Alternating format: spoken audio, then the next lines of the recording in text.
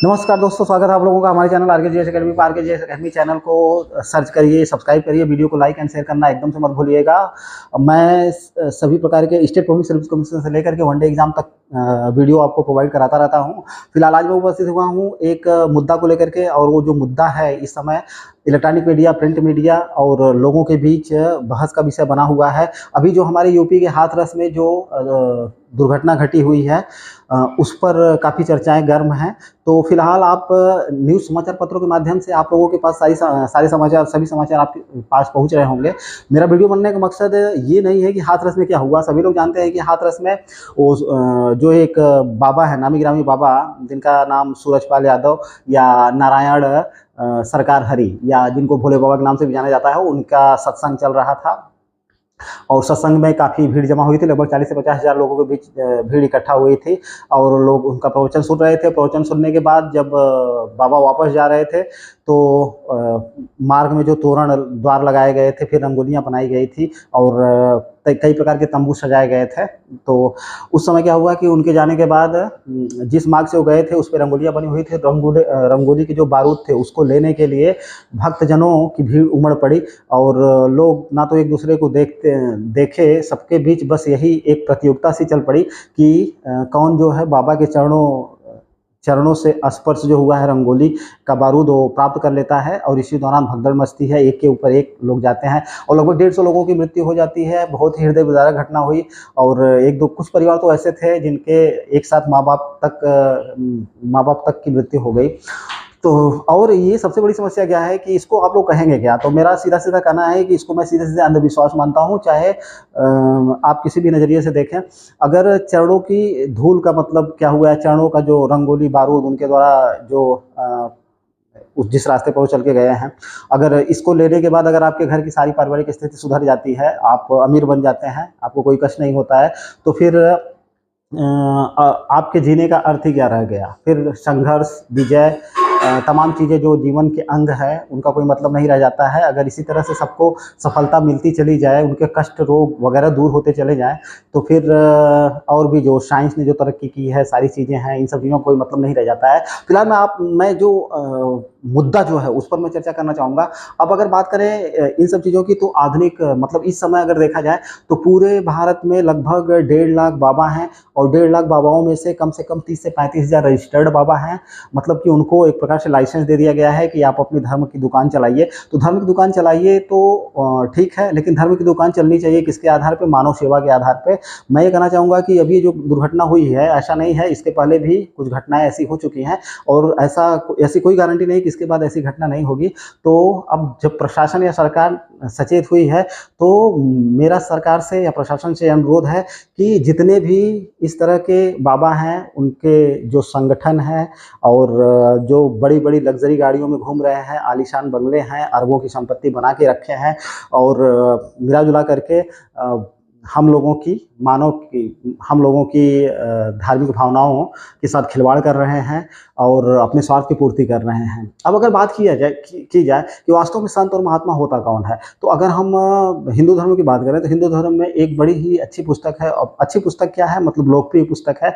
और हिंदू धर्म के लोग क्या करते हैं, उसका अपनी सुविधा अनुसार उसका गायन भी करवाया जाता है, पाठ करवाया जाता है, जिसको हम लोग क्या बोलते हैं, रामायण बोलते हैं। तो रामायण में वाल्मीकि जी ने, और रामायण वाल्मीकि द्वारा रचित है, रामायण में वाल्मीकि जी ने और तुलसीदास जी ने रामचरितमानस में बहुत पहले ये लिख दिया था कि इस समय वर्तमान में जिसको कलयुग बोला जा रहा है, कलयुग में ढोंगी बाबाओं की एक फौज खड़ी हो जाएगी और ये लोग क्या करेंगे, जनता को बेवकूफ़ बना करके अपने खुद मालदार होंगे और धर्म के नाम पे उनका शोषण किया जाएगा। तो ये सारी चीज़ें हैं। तो मैं बस यही चाहता हूँ कि अब जब ऐसा कुछ हुआ है, इसके पहले भी राम रहीम का मामला था और इसके बाद आसाराम बापू का मामला था। ये 2-3 मामले तो उजागर हुए हमारे सामने। पता नहीं कितने ऐसे मामले हैं जो कि जिनके बारे में कोई भी नहीं जानता और पता नहीं कितने ऐसे बाबा हैं जो वास्तव में इसी प्रकार के, जैसे आसाराम बापू या राम रहीम, या अब जो ये क्या नाम इनका, सूरजपाल यादव। तो ऐसे बाबा बहुत से होंगे, इनकी जांच की जानी चाहिए। और मैं कहता हूं कि बड़ा दुख होता है मुझे। मैंने भी कई बार ये देखा है कि कई ऐसे संत, कई ऐसे बाबा हैं जो बड़े ही नामी गिरामी हैं और जिनके भक्तों की बहुत बड़ी फौज है, जिनके प्रवचन सुनने के लिए बहुत से लोग जाते हैं, हज़ारों लाखों की संख्या में भीड़ इकट्ठा होती है और उनके पास अकुत संपत्ति जमा हो गई है, अरबों खरबों की संपत्ति के मालिक हो गए हैं। अगर हम रामायण और वाल्मीकि, अगर आप लोग वास्तव में धर्म पर विश्वास करते हैं, तो मैं अगर उस दृष्टिकोण से बात करूं तो जो उन्होंने लिखा कि ऐसे बाबाओं की फौज इकट्ठी हो जाएगी और यही लोग समाज का मार्गदर्शन करेंगे, तो वही सब देखने को मिल रहा। और उन्होंने स्पष्ट शब्दों में वाल्मीकि जी और इन्होंने तुलसीदास जी ने लिख दिया था कि जो वास्तव में संत और महात्मा होंगे वो सामने आपको दर्शन करने को जल्दी नहीं मिल पाएंगे। ये लोग क्या बोलते हैं उसको, हिमालय पर्वतों पर या कंदराओं में, गुफाओं में, या मतलब मानव सभ्यता या समाज से दूर जाकर के तपस्या और भगवान की भक्ति में लीन हो जाएंगे। अगर हम प्राचीन समय की बात करें तो प्राचीन समय में भी ऐसा कुछ देखा गया है, धर्म के नाम पे शोषण हुआ है लोगों का। और मध्यकाल की अगर बात करें तो मध्यकाल में तो धर्म के नाम पे लाशें तक बिछ गई थी। ये चाहे यूरोप से लेकर के पूरे एशिया तक की हिस्ट्री को आप उठा करके देख लीजिए तो धर्म का बहुत ही दुरुपयोग किया गया है। तो इन सब चीज़ों पर हम लोगों को व्यक्तिगत भी विचार करना होगा। धर्म एक व्यक्तिगत मामला है व्यक्ति का, और ये निजी मामला है। कॉन्स्टिट्यूशन भी हमारा कहता है कि धर्म व्यक्ति का निजी मामला, उसमें कोई हस्तक्षेप नहीं हो सकता है, हस्तक्षेप नहीं होगा। ये आस्था की विषय वस्तु है। और धर्म कोई ऐसी चीज़ नहीं है, एक विचारधारा है। और सभी धर्मों में, चाहे आप किसी भी धर्म की बात कर लें, तो उसमें सभी धर्मों में पाप पुण्य को परिभाषित किया गया है, नैतिकता अनैतिकता को परिभाषित किया गया, बताया गया है। और सदा अच्छे मार्ग, अच्छे कार्यों को करने की बात कही गई है। मानव सेवा को परमो धर्म बताया गया है। तो ये सारी चीज़ें हैं जो कि सभी धर्मों में एक ही बात है। और चाहे आप उसको ईश्वर कहें, चाहे आप उनको अल्लाह कहें, चाहे भगवान कहें, चाहे आप उनको कई धर्म ग्रंथों में, कई धर्मों में कई अन्य नामों से जाना जाता है, लेकिन सब धर्म ग्रंथों का मूल जो है वो मानव सेवा ही है। तो मेरे कहने का मतलब ये है कि ये जितने भी बाबा लोग हैं, इन लोगों की कुंडली, पूरी कुंडली निकलवाई जाए। कुंडली निकलवाने के बाद इनकी पूरी जांच करी जाए, और इनके जो आश्रम है वगैरह हैं, ये जो चल रहे हैं, इनकी भी जांच होनी चाहिए। और अगर ये मानव सेवा के आधार पे अगर इनको तार्किक नहीं पाया जाता है या प्रमाणित नहीं किया जाता है कि इनका कार्य सिर्फ मानव सेवा होना चाहिए, और बाकी अगर किसी प्रकार की अनियमितता, विसंगति पाई जाती है, तो तुरंत जो है इनकी संपत्ति को जब्त कर लिया जाए, उनके ऊपर कठोर कानूनी कार्यवाही करी जानी चाहिए। मैं नहीं कहता कि सभी लोग ऐसे हैं, लेकिन अब मेरे हिसाब से सब 2-4% ही मतलब शुद्ध ऐसे बाबा लोग या धर्म से संबंधित गुरु लोग बचे हुए हैं। बाकी तो धर्म के ठेकेदार हो गए हैं। आप देखिएगा, आप देखते होंगे कि बड़े बड़े धार्मिक जो गुरु हैं वो बड़ी बड़ी गाड़ियों में चलते हैं, लग्जरी गाड़ियों में चलते हैं, बड़े बड़े महलों में रहते हैं, बड़े बड़े घरों में रहते हैं, बिल्डिंगों में रहते हैं। और एक चीज़ और यहाँ पे हम लोगों को ध्यान देने वाली बात है कि आम जनता जो होती है अपने से बड़ों का अनुसरण करती है। बड़ों का मतलब क्या, जो समाज के बुद्धिजीवी वर्ग है और जो समाज के धनाढ्य वर्ग हैं।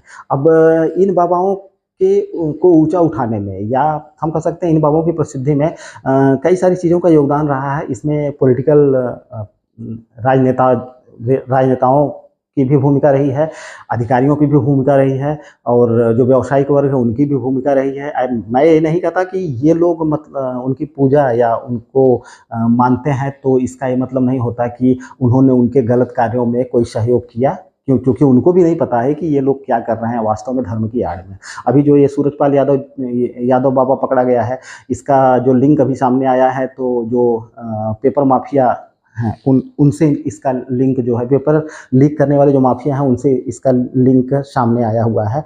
और बाकी 1-2 बाबा जो गिरफ्तार हैं उसके बारे में हम लोग जानते ही हैं।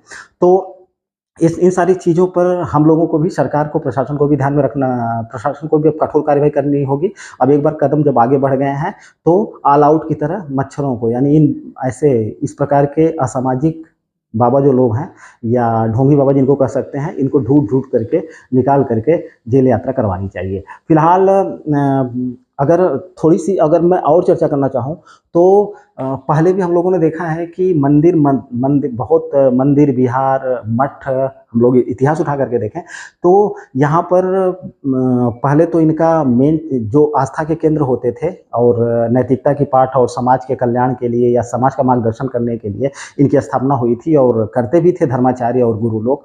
और पहले के जो हम कहें अगर वाल्मीकि की बात करें या गौतम ऋषि की बात करें, इसके बाद अत्रि थे, भारद्वाज थे, दुर्वासा ऋषि थे, बहुत से ऐसे ऋषि हैं जो संत महात्मा थे जिनका राजाओं से भी संपर्क था और इनके पास दैविक शक्तियाँ भी थी। दैविक शक्तियाँ की अगर बात ना भी किया जाए, पता नहीं क्या सच है क्या गलत है, फिलहाल अगर ऐसे लोग समाज में थे, मतलब ऐसे संत महात्मा लोग समाज में थे जो केवल उतना ही धन स्वीकार करते थे, भिक्षाटन करते थे, भिक्षाटन करने के बाद जो मिलता था उसी में अपना गुजारा बसारा करते थे, सादा जीवन उच्च विचार और लोगों को प्रवचन उपदेश और नैतिकता का पाठ और मार्गदर्शन करते थे।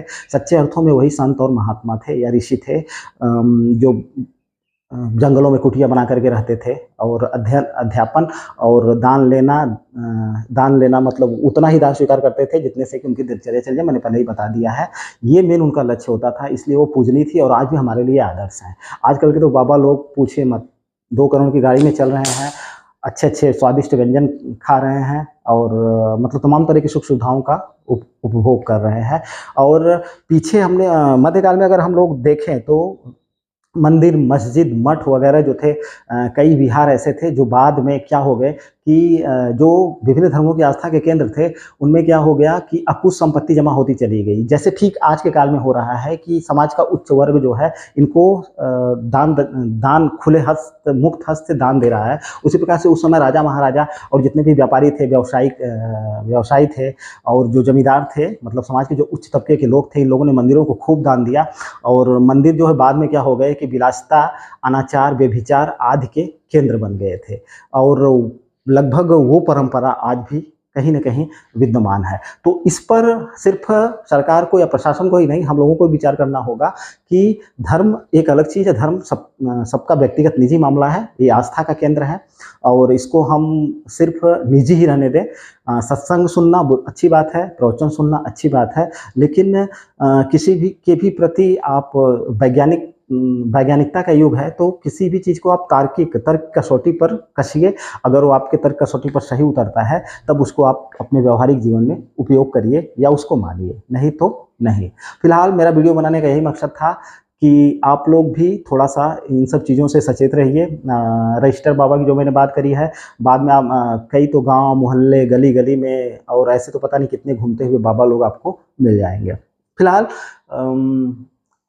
हम लोगों को ये चीज़ देखनी होगी कि कहाँ पे कमियां क्या है और हमको व्यक्तिगत रूप से इनको बढ़ावा देने से रोकना होगा, क्योंकि वास्तव में जो संत महात्मा और जो धर्माचार्य हैं ये लोग जो होते हैं इनका जीवन सादा जीवन उच्च विचार होता है, इनको धन से कोई मतलब नहीं होता है और प्रवचन सत्संग वगैरह में इनकी दिनचर्या कट जाती है, इनको किसी प्रकार के धन का लोभ नहीं होता है। तो ऐसे लोगों की पहचान करिए आप और ऐसे लोगों से आप शिक्षा ग्रहण आराम से कर सकते हैं।